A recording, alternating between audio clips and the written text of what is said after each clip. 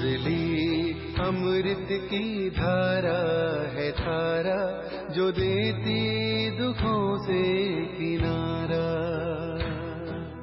मुरली अमृत की धारा है धारा, जो देती दुखों से किनारा। भूले जीवन में हो जाए शिव बाबा मुरली में समझाए। भूले जीवन में हो जाए शिव बाबा। ओम शांति। आज की तारीख है 24 अक्टूबर 2023 के बाबा के साकार महावाक्य है। मीठे बच्चे, तुम्हें बड़ा विचित्र उस्ताद मिला है। तुम उसकी श्रीमत पर चलो तो डबल से ताज देवता बन जाएंगे। बाबा ने प्रश्न पूछा, पढ़ाई में कभी भी थकावट ना आए उसका सहज प्रसाद क्या है? बाबा ने उत्तर दिया, पढ़ाई के बीच में जो कभी निंदा स्तुति मान अपमान होता है उसमें स्थिति समान रहे, उसे एक खेल समझो तो कभी थकावट नहीं आएगी। सबसे जास्ती निंदा तो श्री कृष्ण की हुई है। कितने कलंक लगाए हैं, फिर ऐसे श्री कृष्ण को पूजते भी हैं, तो यह गाली मिलना कोई नई बात नहीं है। इसलिए पढ़ाई में थकना नहीं है। जब तक बाप पढ़ा रहे हैं पढ़ते रहना है। गीत, बनवारी रे जीने का सहारा तेरा नाम रे। बनवारी रे जीने का सहारा तेरा नाम रे, मुझे दुनिया वालों से क्या काम रे। बनवारी रे जीने का सहारा तेरा नाम रे, मुझे दुनिया वालों से क्या काम रे। ओम शांति। ये किसने कहा, किसने फरमाया और किसको? यह तो तुम बच्चे ही जानते हो। जिनको ही गोप गोपियां कहा जाता है तो उन्होंने अपने बाप गोपी बल्लभ को याद किया। ऐसा बाप सिवाय परम पिता परमात्मा के कोई हो नहीं सकता। तो याद उनको करते हैं जो होकर जाते हैं। उनका फिर बाद में गायन होता है। मिसाल, जैसे क्राइस्ट आया, क्रिश्चियन धर्म स्थापन करके कहाँ चला नहीं गया। उनको पालना तो जरूर करनी है, पुनर्जन्म में आना है, परंतु जो धर्म स्थापन करके गए हैं उनका वर्ष वर्ष बर्थडे मनाते हैं। भक्ति मार्ग में उनको याद किया जाता है। वैसे ही आजकल दशहरे का भी उत्सव मनाते हैं। मनाना होता है तो जरूर शुभ ही होगा। कोई अच्छा करके जाते हैं तो उनका उत्सव मनाया जाता है। दीपमाला का भी उत्सव मनाया जाता है। श्री कृष्ण जयंती मनाई जाती है। जो होकर जाते हैं उनका फिर उत्सव मनाते हैं। अब भारतवासियों को तो यह पता है नहीं कि यह राखी उत्सव आदि क्यों मनाते हैं। क्या हुआ था? क्राइस्ट बुद्ध आदि को जानते हैं कि यह धर्म स्थापन करने आए थे। इस समय सभी असुरी संप्रदाय है, तुम हो ईश्वरीय संप्रदाय। अब बाप राम आकर देवी शिष्टाचारी बना रहे हैं, अथवा ऐसे कहें कि परम पिता आकर स्वर्ग का उद्घाटन कर रहे हैं, अथवा फाउंडेशन डाल रहे हैं।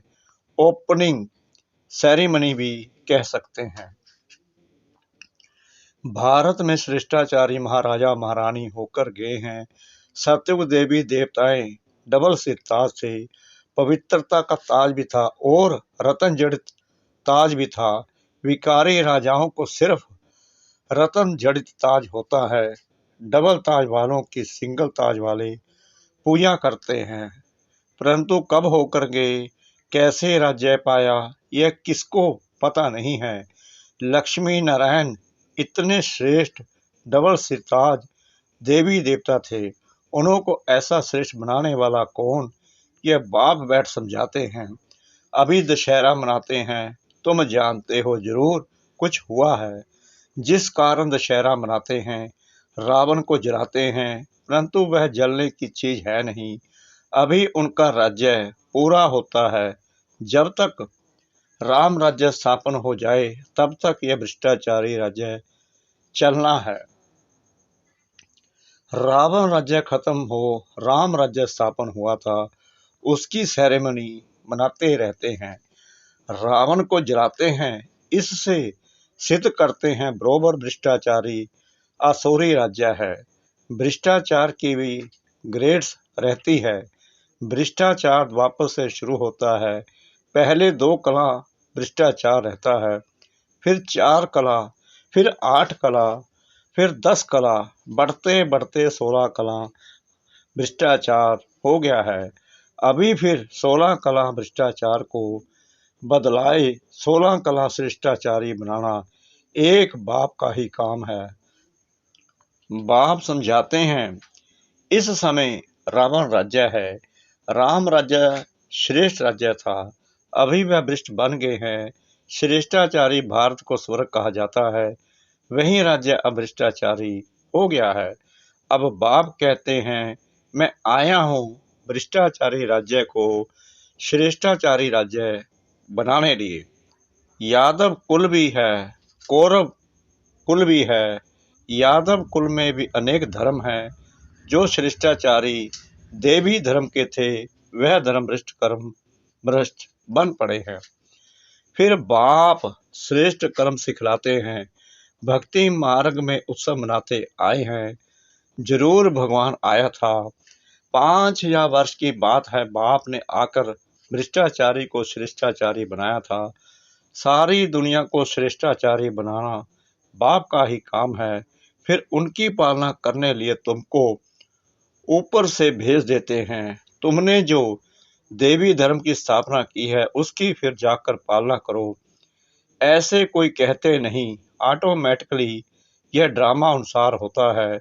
तुम श्रेष्ठाचारी बन जाएंगे, फिर सृष्टि भी सतो प्रधान श्रेष्ठाचारी बन जाएगी।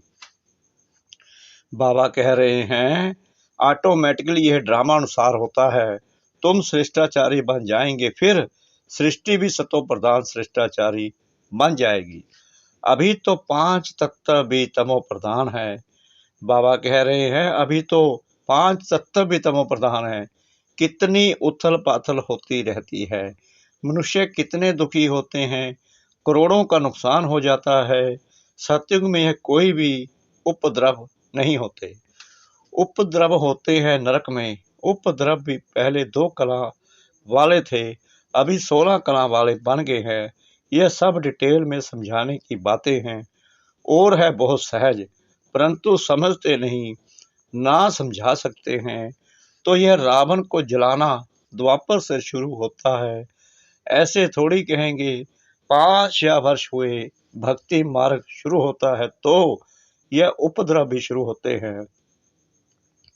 अब फिर रावण राज्य का विनाश, राम राज्य की स्थापना कैसे होती है सो तुम जानते हो, मनुष्य नहीं जानते। रावण क्या है?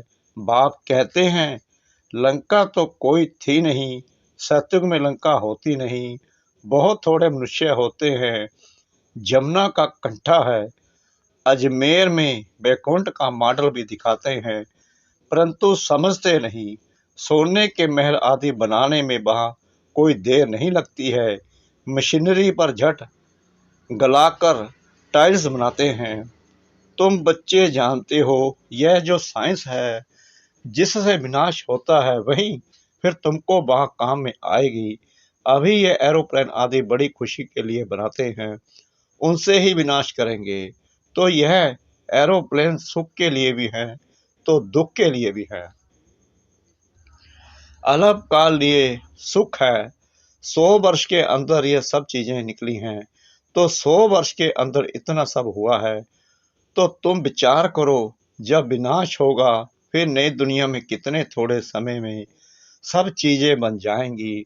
वहां तो झट सोने के महल बन जाते हैं। भारत में सोने चांदी के कितने महल जड़ से जड़े हुए बनते हैं। वहां दरबार बड़ी बनती है, राजे रजवाड़े आपस में मिलते होंगे, उसको पांडव सभा नहीं कहेंगे, उसको कहेंगे लक्ष्मी नारायण के राजधानी की सभा। प्रिंस प्रिंसेस सब आकर बैठते हैं। ब्रिटिश गवर्नमेंट भी थी तो प्रिंस प्रिंसेस महाराजाओं की बड़ी सभा लगती है। सब रजाई ताज लगाकर बैठते थे। नेपाल में बाबा जाते थे तो वहां राणा फैमिली की सभा लगती थी। बड़े ताज वाले राणे बैठते थे, उनको महाराजा महारानी कहते हैं। फिर उनमें भी नंबरवार होते हैं। रानियां नहीं बैठती हैं, वह पर्दे नशीन होती हैं, बड़े भभके से बैठते हैं। हम कहते थे यह तो पांडव राज्य है, वह अपने को कहते भी सूर्यवंशी है। यहाँ थे परंतु सिंगल ताज वाले, उनसे पहले डबल सिर ताज थे। श्री कृष्ण के लिए अनेक बातें लिख दी हैं, फलानी को भगाया, यह किया, परंतु ऐसी बात तो है नहीं। जो उत्सव पास्ट हो जाते हैं वह फिर मनाते आते हैं, यह भी उत्सव मनाते हैं। जबकि रावण राज्य को खलास कर राम राज्य की स्थापना की, यह तो वर्ष वर्ष मनाते हैं, तो सिद्ध होता है आसुरी रावण राज्य 5000 वर्ष पहले भी था। बाप आया था, आकर रावण राज्य का विनाश कराया था। वही महाभारत लड़ाई खड़ी है। बाकी रावण कोई चीज नहीं है। रावण की स्त्री मंदोदरी दिखाते हैं, उनको फिर 10 शीश नहीं दिखाते हैं। रावण को 10 शीश दिखाते हैं, विष्णु को 4 भुजा दिखाते हैं, 2 लक्ष्मी की, 2 नारायण की। वैसे रावण को 10 शीश दिखाते हैं, 5 विकार उनके, 5 विकार मंदोदरी के। विष्णु चतुर्भुज भी अर्थ सहित दिखाया है। पूजा भी महालक्ष्मी की करते हैं। महालक्ष्मी को कभी 2 भुजा वाला नहीं दिखाएंगे। दीपमाला में लक्ष्मी का आह्वान करते हैं, क्यों? नारायण ने कोई गुनाह किया क्या? लक्ष्मी को भी धन तो नारायण ही देता होगा ना, हाफ पार्टनर होंगे। तो नारायण ने क्या गुनाह किया? वास्तव में धन कोई लक्ष्मी से नहीं मिलता, धन तो जगदम्बा से मिलता है। तुम जानते हो जगत अम्बा सो ही फिर लक्ष्मी बनती है, तो उन्होंने अलग अलग कर दिया है। जगत अम्बा से हर चीज मांगते हैं। कोई भी दुख होगा, बच्चा मर जाएगा तो जगत अम्बा को कहेंगे रक्षा करो, बच्चा दो, यह बीमारी दूर करो। बहुत कामनाएं रखते हैं। लक्ष्मी के पास एक ही कामना रख कर जाते हैं, धन की, बस। जगत अम्बा सभी कामनाएं पूरी करने वाली है। धनवान तो यह बनाती है। इस समय तुम्हारी सब कामनाएं पूरी होती हैं। कोई धन नहीं देते हैं, सिर्फ पढ़ाते हैं, जिससे तुम क्या से क्या बन जाते हो और फिर लक्ष्मी बनते हो तो धनवान बन जाती हो। ताकत इस समय तुम्हारे में है, जो तुम सब कामनाएं पूरी कर सकती हो। जगत अम्बा दान देती है, लक्ष्मी दान थोड़ी देगी। वहां दान देते नहीं, भूख होती ही नहीं, कंगाल कोई होते नहीं। सत्युग में रावण होता नहीं। यहाँ रावण को जलाते हैं, दशहरे के बाद फिर दीपमाला मनाते हैं, खुशियां मनाते हैं। क्योंकि रावण राज्य विनाश हो, राम राज्य स्थापन होगा तो खुशियां होगी, घर घर में रोशनी हो जाती है, तुम्हारी आत्मा में रोशनी आ जाती है। जो चीज संगम पर है वह सत्युग में नहीं होगी। तुम त्रिकालदर्शी हो, वहां तो तुम प्रारब्ध भोगते हो, यह नॉलेज सारी भूल जाते हो। संगम पर है ही स्थापना और विनाश। स्थापना हो गई फिर बस। इन सब उत्सवों आदि का तुमको ही ज्ञान है, अज्ञानी मनुष्य तो कुछ भी नहीं समझते, बड़े बखेरे बना देते हैं, है कुछ भी नहीं। तुम प्रैक्टिकल में देख रहे हो, सतयुग में यह बातें नहीं होती हैं। नारद की भी बात शास्त्रों में है, तुमसे भी पूछा जाता है। तुम कहते हो बाबा हम लक्ष्मी को वरेंगे अथवा नारायण को वरेंगे, तो बाप कहते हैं अपने में देखो कोई विकार तो नहीं है। अगर क्रोध आदि होगा तो कैसे वर सकेंगे? हाँ, अभी संपूर्ण तो कोई बने नहीं है, परंतु बनना है, इन भूतों को भगाना है, तभी इतना मर्तबा पा सकेंगे। उस्ताद भी बड़ा विचित्र मिला है। बाप तो सर्वगुण संपन्न, ज्ञान का सागर, आनंद का सागर है, तो जो आकर बच्चे बनते हैं उनको भी सर्वगुण संपन्न डबल से ताज देवता बनाते हैं। बरोबर तुम बन रहे हो, देवताओं को दोनों ताज रहते हैं। तुम आए हो बाप से बरसा लेने, बरसा लेना है, पढ़ना है। पॉइंट्स तो बहुत निकलती रहती है, अगर पढ़ेंगे नहीं तो औरों को कैसे समझा सकेंगे। ड्रामा हूबहू रिपीट हो रहा है। यह नॉलेज अभी तुम समझते हो, फिर यह गुम हो जाएगी। यह जो लंका आदि दिखाते हैं वह भी है नहीं। रावण का जन्म कब हुआ लिखा हुआ है। द्वापर से देवताएं वाम मार्ग में जाते हैं तो विकारी बनना शुरू होते हैं। भक्ति भी पहले अव्यभिचारी थी, फिर वह विचारी बन जाती है। अभी तो मनुष्य अपनी पूजा कराने लग पड़े हैं। बाप कहते हैं मैं आता ही हूँ भ्रष्टाचारी दुनिया का विनाश और श्रेष्ठाचारी दुनिया की स्थापना करने। जरूर पहले स्थापना करेंगे फिर विनाश करेंगे। यह हमारा पाठ कल्प कल्प का है। भ्रष्टाचारी से श्रेष्ठाचारी बनाने में भी टाइम लगता है। जब तक बाप बैठ पढ़ा रहे हैं, पढ़ना है। कल्प पहले जिन्होंने जितना पढ़ा है वही पढ़ेंगे। बहुत बच्चे चलते चलते कहते बस हम चल नहीं सकेंगे। अरे स्तुति निंदा मान अपमान यह तो सब होगा, तुम पढ़ाई को क्यों छोड़ते हो।